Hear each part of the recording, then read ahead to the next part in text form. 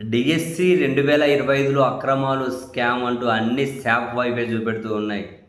ఎందుకంటే స్పోర్ట్స్ కోటాలో ఉద్యోగాలన్నీ అడ్డదిడ్డంగా అమ్ముకున్నారు అన్నది ప్రధానమైనటువంటి ఆరోపణ.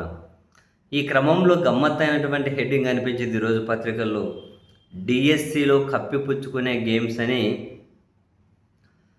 ఈ శాప్‌లో ఏవో డేటా ఎడిట్ చేసి, డిలీట్ చేసి, మార్పు చేర్పుల కోసం అని చెప్పి అర్ధరాత్రి కాదు. నిన్న అంటే ఫర్ ఎగ్జాంపుల్ ఈరోజు ఉద్యోగాలకు ఆ శాప్ ఆఫీస్‌కి పోయినటువంటి వాళ్ళకు, ఈరోజు ఉద్యోగాలకు వెళ్ళిన వాళ్ళకు, రేపు పొద్దున వరకు వాళ్ళతో పని చేయిస్తున్నారట అర్ధరాత్రి అంతా కూడా.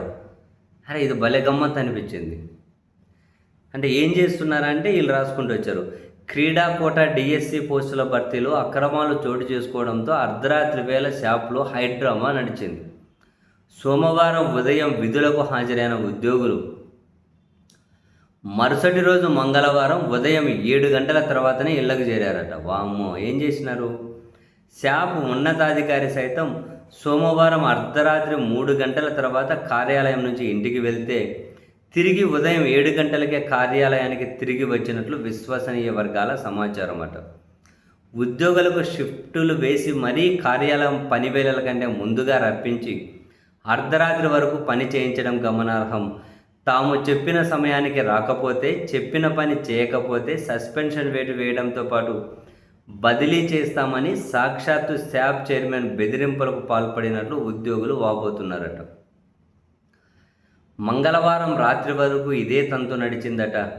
డిఎస్సి ముగిసి 8 నెలలు దాటిన తర్వాత ఇప్పుడు శాప్లో కూర్చునే డేటాను తయారు చేయడంపై విమర్శలు వినిపిస్తున్నాయట. రాత్రంతా క్రీడా కోటాలో డిఎస్సిలో అభ్యర్థుల డేటాపై మల్లగుల్లాలు పడినట్లు తెలుస్తోందట. ఉద్యోగుల ఫోన్లు సైతం సదరు అధికారి తన వద్దనే పెట్టుకొని పని చేయించడం చర్చనీయాంశమైందట. డిఎస్సిలో రాత పరీక్ష లేకుండా పోస్టులు పొందిన 382 మంది జాబితాను మంగళవారం ఉదయానికి ఓ ప్రత్యేక లింకు ద్వారా విడుదల చేశారు.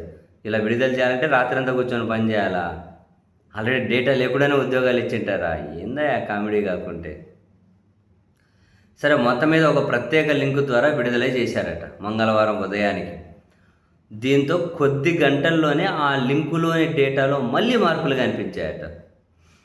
382 మంది సెలక్షన్ లిస్టులో తొలుత ట్రయాథ్లాన్లో 3 క్రీడాకారులు ఉద్యోగానికి ఎంపికైనట్టు చూపించారట. ట్రయాథ్లానా ఈ కేటగిరీలో 3 ఉద్యోగాలు పొందినట్టు చూపించారట. ఇందులో జరుపుల రాము అనే వ్యక్తి పేరును సవరించిన జాబితా నుంచి మళ్ళీ తొలగించారట. అతనికి ఉద్యోగం రాలేదా? ఒకవేళ వచ్చి ఉండి ఎందుకు తొలగించారు? ఉద్యోగం రాకపోతే జాబితాలు ఎందుకు చేర్చారు? ఏందయ్యా ఇది? చిన్నపిల్లల ఆటలాగా ఉంది. మరో విచిత్రం ఏమంటే, కృష్ణా జిల్లా తోట్లవల్లూరులో స్కూల్ అసిస్టెంట్ పీఈటీగా పనిచేస్తున్న వ్యక్తి పేరు ముందుగా అప్లోడ్ చేసిన జాబితాలో లేదంట. సదరు క్రీడాకారిణి ఏషియన్ ఉమెన్ ఛాంపియన్షిప్లో పతకం సాధించిందట. నియామక సమయంలో తొలుత ఆమెకు పోస్ట్ ఇవ్వడానికి నిరాకరిస్తే ఏకంగా హైకోర్టులో కేసు వేసి ఆధారాలతో సహా సమర్పించగా కోర్టు ఆదేశాలతో పోస్టింగ్ ఇచ్చారట.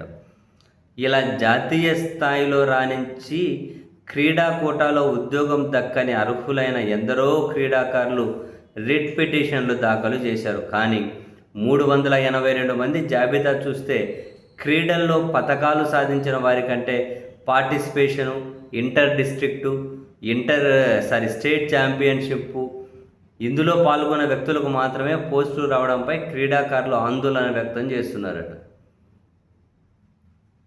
తామంతా పారదర్శకంగా చేశామని చెప్పుకుంటున్న చంద్రబాబు ప్రభుత్వంలో అర్ధరాత్రి హడావిడి పడుతూ డేటాను మార్చాల్సిన అవసరం ఏమిటని క్రీడాకారులు ప్రశ్నిస్తూ ఉన్నారు. ముందుగా పబ్లిక్ డొమైన్లో జాబితాలు పెట్టకుండా ఇప్పుడు ఉరుకుల పరుగులపై విడుదల చేయడాన్ని వారంతా తప్పుపడుతూ ఉన్నారు.